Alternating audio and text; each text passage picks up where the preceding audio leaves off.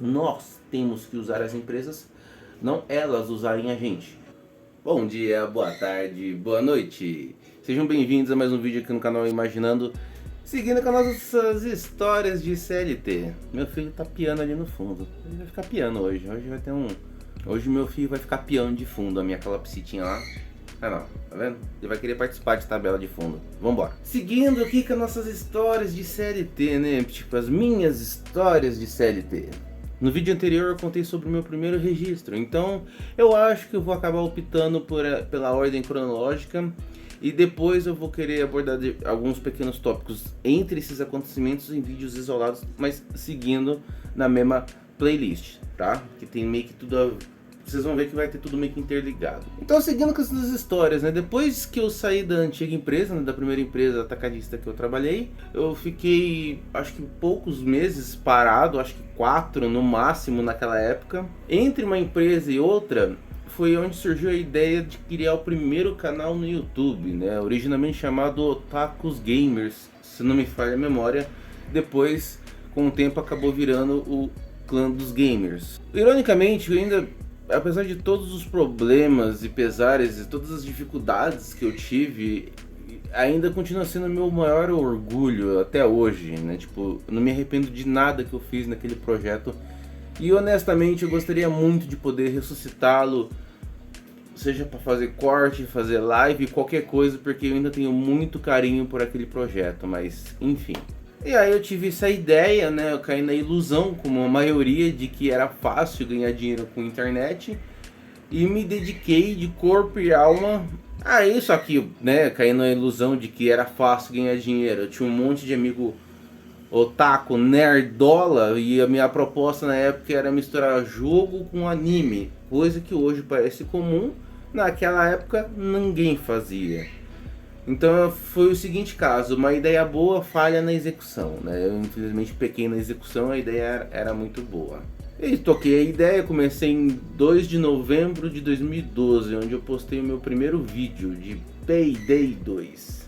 Achando que isso ia dar certo e acreditando, as contas começou a apertar rapidamente. Aí eu falei, putz, e agora, né? O negócio não tá indo. Já logo de cara, tipo, 2, 3 meses já vi que o negócio tava meio, não vai, tipo... Na época, hoje eu vejo, mas na época eu falo, logo o negócio estoura, eu já consigo 1000 inscritos, não sei o quê. E na época você podia, só de criar o canal, você já monetizava assim, tipo, rapidinho. Só que eu não tinha views suficiente pra isso. Aí foi onde eu arrumei meu segundo registro, né, em uma rede de varejista dessa vez, né, uma rede de supermercado varejista local. E onde foi o meu amigo Renan, que tá aí com ao longo da minha jornada aí, todo esse processo todo, né, estamos aí com 13 anos de amizade já hoje, confio completamente nele. Arrastei ele comigo nesse projeto de YouTube, ele me arrumou nessa varejista e eu fiquei como seria segurança, né? Nessa empresa eu chamava de DPP, alguma coisa de prevenção de perdas, né? Eu não lembro a sigla correta.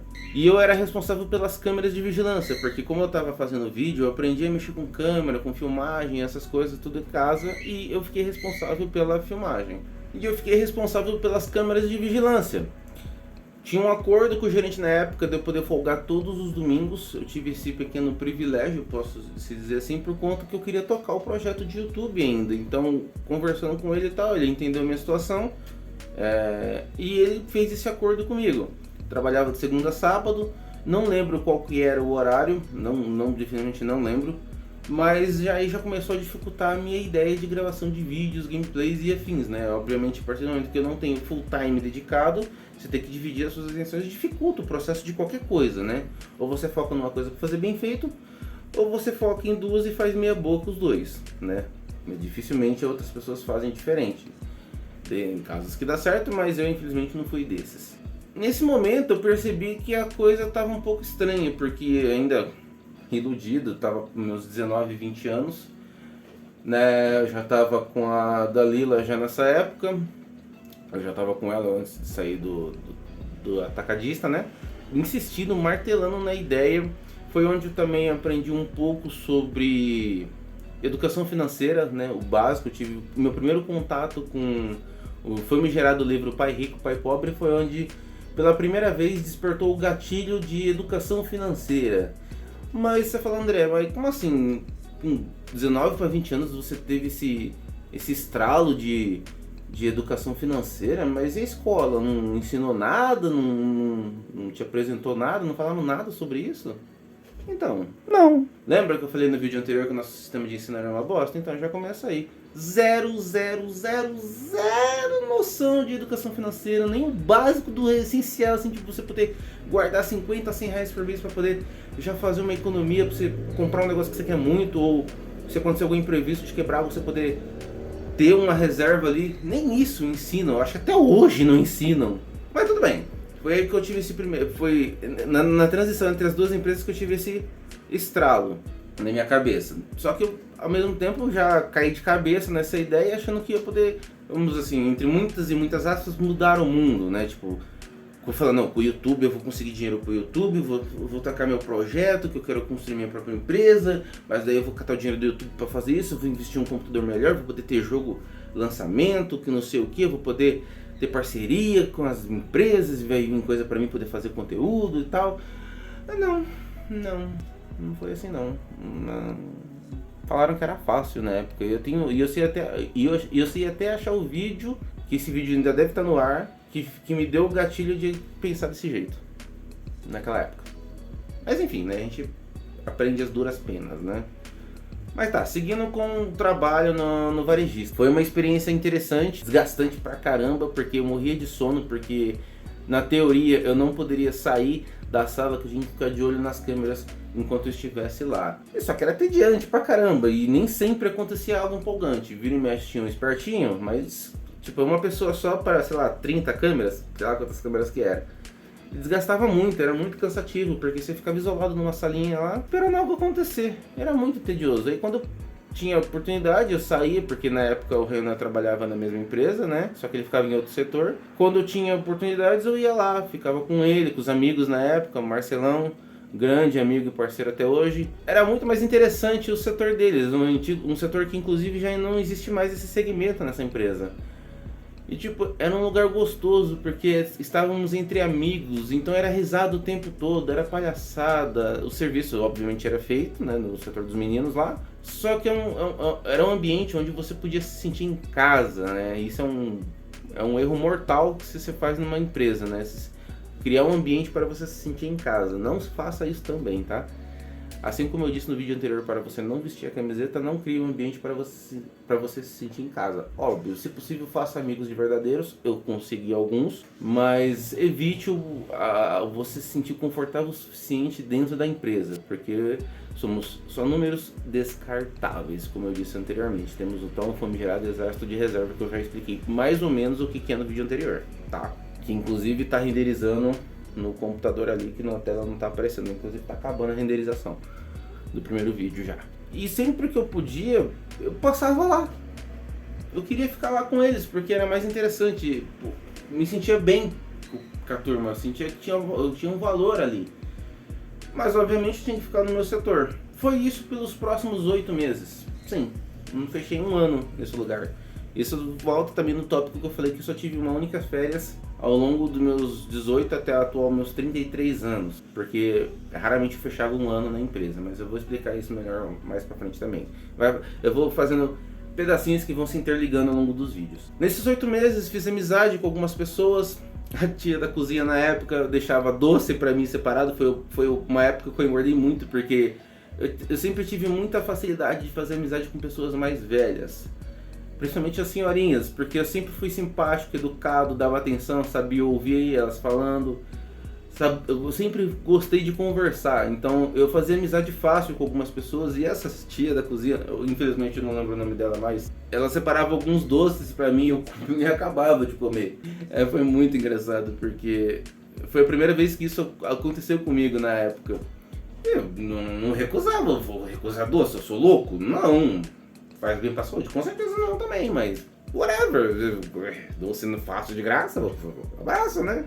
E o trabalho também era perto de casa, então também não me dava, eu não precisava levar a marmita, eu conseguia ir andando até em casa na época, então tinha essa facilidade de gerenciar a locomoção, não tinha gasto com moto nem nada, já tinha minha motinho lá, mas não precisava usar para transporte, para trabalho. E foi uma fase interessante e bem desafiadora. Aprendi outras coisas também, que Foi aí que eu aprendi que a gente, na atacadista, eu não tive essa percepção na época.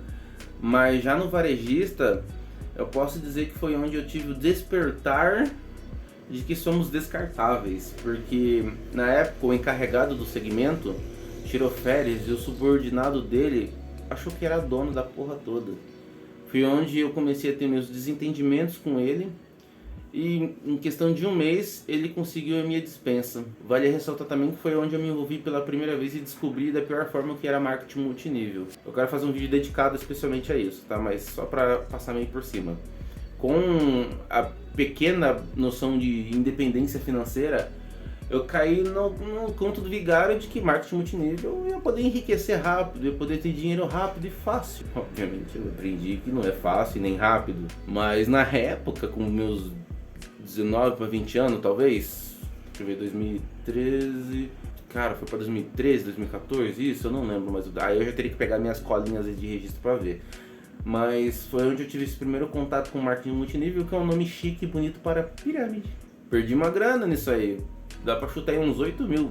Pra época, caralho, hoje em dia esses 8 mil faz uma diferença gigante aqui na casa, né? Comprar móveis, comprar um PC novo, que eu quero trocar de PC também. Né? Esse verdinho aqui, ele é bem fraquinho. O de games tá ali, deixa eu ver, eu não consigo virar o dedo suficiente. Tá ali, né? É o luzinho azul ali. Enfim, aí eu caí nessa, pô, me envolvi com o projeto e tal. Dediquei meu salário nisso, eu não sei como que eu fiz isso, né? Porque se fosse hoje em dia eu tava passando fome. Mas eu fiz umas loucuras, fiz empréstimo, olha que merda, eu fiz empréstimo pra fazer esse negócio de marketing multinível. Como eu caí no conto, velho do céu, mano. Mas tudo é aprendizado, né? Então eu aprendi, eu caí, quebrei a cara. Não só eu, como o meu amigo Renan também mergulhamos de cabeça. Um amigo de escola também, que foi que me apresentou o projeto. Outro sonhador também como eu, querendo sair do CLT. Olha, já nessa época, no segundo registro meu, eu já tinha aquela percepção de querer sair do CLT e ser independente. Esse meu amigo que me apresentou o projeto, cara, eu considero ele um parceirão até hoje. Nenhum ressentimento com relação a isso. Éramos jovens e querendo ter a nossa independência. Fomos enganados, infelizmente. A gente teve que aprender que não é assim que a banda toca no capitalismo. Você não é o tal do 1% que dá certo. Nenhum de nós três fomos, aparentemente. E nisso, em paralelo, fazendo os vídeos pro YouTube também. E nada dando certo. Daí rapidamente perdi o emprego depois de 8 meses. O negócio também começou a apertar do marketing multinível, porque o dinheiro acabou, não estava entrando salário, então eu tive que parar. Foi um processo bem triste. Cara, foi uma fase muito difícil. E aí eu mergulhei de cabeça no YouTube de novo. Tipo, já tava, mas ainda fui mais fundo no poço. Cara, foi uma coisa assim tenebrosa, porque eu fazia vídeo todo dia, diretão, tentando fazer insert de anime no meio do jogo, de gameplay, indo pra cobrir os eventos nerds aqui na época, cara, e nada dava certo, foi uma fase assim, hoje eu paro pra pensar, foi, cara, como que eu consegui fazer essas coisas, tá ligado? Foi muito difícil, e tudo sendo aprendizado, só que através de muita porrada. Vale ressaltar também que eu tive uma outra experiência noturna nessa segunda empresa, né, nesse varejista, só que ao contrário da primeira, era só eu. Cara, era eu sozinho na loja, agora que eu tô lembrando aqui. Pense que pra dormir era difícil, porque obviamente você não pode dormir. Na época eu tinha um notebook, eu levava e eu deixava rodando alguma coisa de fundo pra me manter acordado. Porque, cara, era muito difícil.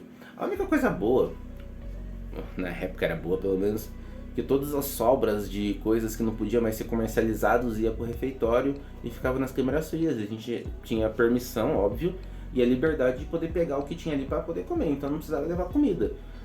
Faz bem para a saúde isso? Eu não preciso dizer que não, né? Obviamente não. E fiquei pouco tempo nesse processo, eram poucos dias que tinha que revezar, porque tinha que cobrir a folga do colega que ficava à noite, então foram poucos dias nessa experiência noturna e foi bem interessante, para não falar um pouco assustadora também, porque se qualquer pessoa ou alguém tentasse entrar ali, era só eu e ia lá, porque não tinha mais ninguém, não tinha um cacetete, não tinha uma arma de choque, não tinha nada para me defender. Se alguém entrasse ali, o máximo que eu ia fazer era me fechar numa sala e torcer para ninguém me achar, porque eu não tinha o que fazer. Segurança zero. Tinha um monte de câmera de vigilância, tinha alarme, tinha tudo mesmo. Isso aí, quem quer entra assim mesmo, filho, não tem essa não. Pra encerrarmos, lembra que eu citei do rapaz que assumiu o posto do chefe de setor na época? Então, foi a primeira pessoa que eu considero que legitimamente tentou me prejudicar. São duas pessoas que eu considero que fizeram isso. A primeira foi esse cara, sem eu ter feito nada pra ele. Tava querendo fazer meu trabalho. Obviamente cometi alguns erros, não vou tirar o meu da reta, porque eu falava na cara dura que o meu projeto era querer fazer vídeo e meu foco principal era aquilo. O trampo ali na varejista era meramente secundário para eu poder ter o que comer e isso pagar minhas contas. Até aí é questão óbvia, né? Porque quem que quer dedicar plenamente a sua vida numa empresa que não é sua? Você quer focar nos seus próprios projetos. Vocês têm... Nós temos que usar as empresas, não elas usarem a gente. Poucos meses depois que eu saí dessa empresa, que eu fui desligado dela, esse moço foi de Vasco. Eu não posso citar explicitamente o que aconteceu, mas para um bom entendedor, meia palavra basta, né? Foi de F, foi de arrasta pra cima, ele teve aparentemente depressão e foi dessa pra melhor, né? E ele se gabava de ter 2 faculdades e ficava jogando isso na minha cara. Eu falava, mas pensava comigo na época, mas se você tem 2 faculdades, você tá fazendo o que aqui? Em mercadinho de vila, pensava comigo. E ele se orgulhava de jogar isso na minha cara. Ironicamente, depois dele ter me prejudicado, poucos meses depois, aconteceu o que aconteceu e é o famoso karma. Mas, né? Fica aí mais uma lição pra vida. Então você colhe aquilo que planta, né? Por isso que eu sempre tento ajudar as pessoas o máximo possível. Se alguma pessoa mostra alguma dificuldade, eu sou o primeiro a estender a mão para ajudá-la. Independente se seja uma coisa, carregar um peso para uma pessoa, ajudá-la a carregar algo, ou simplesmente ajudar ela a se levantar de um tropicão no chão. Então eu sou sempre a primeira pessoa a estender a mão para qualquer pessoa. Uma coisa também que eu aprendi, foi a primeira vez que eu tive um contato direto com um negócio muito triste que acontece no capitalismo, é a questão do desperdício em excesso de recursos, né, de mercadorias e recursos no geral, seja arroz, farinha, bolachas, o que for. Porque, de acordo com o sistema, a gente, né, com a vigilância sanitária, se o produto não estiver apto para ser consumido, na teoria, nas regras deles, seja porque a embalagem fez uma aberturazinha e não dá para selar de novo, seja porque a lata de alguma coisa amassou e o que seja. Se for consumido rapidamente algumas coisas, não tem problema. Eu falo por mim mesmo porque eu já consumi muita coisa aberta, muita coisa já vencida e estou vivo até hoje. Enfim, brincadeiras à parte, foi onde eu tive meu primeiro contato com desperdício em excesso, né? Muitas pessoas aí passando fome, quilos de arroz, farinha jogados fora na minha frente. Eu, inclusive, era obrigado a jogar muitas coisas fora, mesmo contra a minha vontade. Diversos Danones, porque tem pentelho que ela enfiava o dedão na embalagem e obviamente era impróprio para consumo e tinha que jogar muita coisa fora, sabe? Embalagem que nego abria de chiclete, de goma de mascar no caso, né? Chiclete é a marca, mas enfim, vocês entenderam. Então foi onde eu tive um primeiro contato com o desperdício em excesso do capitalismo, porque se o produto não pode ser comercializado, ele é inútil, por mais que ele realmente possa ser consumido por outras pessoas, desde que seja feito o devido preparo, se não é vendível, é lixo. Essa é a regra. Não preciso dizer que é uma regra burra e idiota, sendo que tem milhares de pessoas passando fome mundo afora, né? E já nessa época eu sabia que isso era errado, mas eu, obviamente eu não tinha como evitá-los, né? Eu salvava o que eu podia para o meu próprio consumo, levava para casa o que dava, o que podia, mas não tinha muito o que fazer. Era toneladas e toneladas de alimentos sendo jogados fora dia após dia, infelizmente. E é isso, essa foi o segundo vídeo da minha vida de trabalhador CLT, onde eu tive mais um monte de aprendizado nessa segunda empresa. Espero que vocês tenham gostado. Se você se identificou com alguma coisa que eu falei aqui no vídeo, comente aqui embaixo nos comentários. Se não for inscrito ainda, se inscreva. Ajude o canal a bater 100 inscritos. No momento da gravação desse vídeo ainda não aconteceu isso. E depois a meta é chegar aos 1000 inscritos nos 2 canais, beleza? Um beijo na bunda de todos. Se vocês quiserem saber mais histórias, acompanhe o canal que em breve as histórias continuarão e tenho muita coisa a contar pra vocês, beleza? Beijo na bunda e a gente se vê no próximo vídeo. Que a revolução aconteça logo.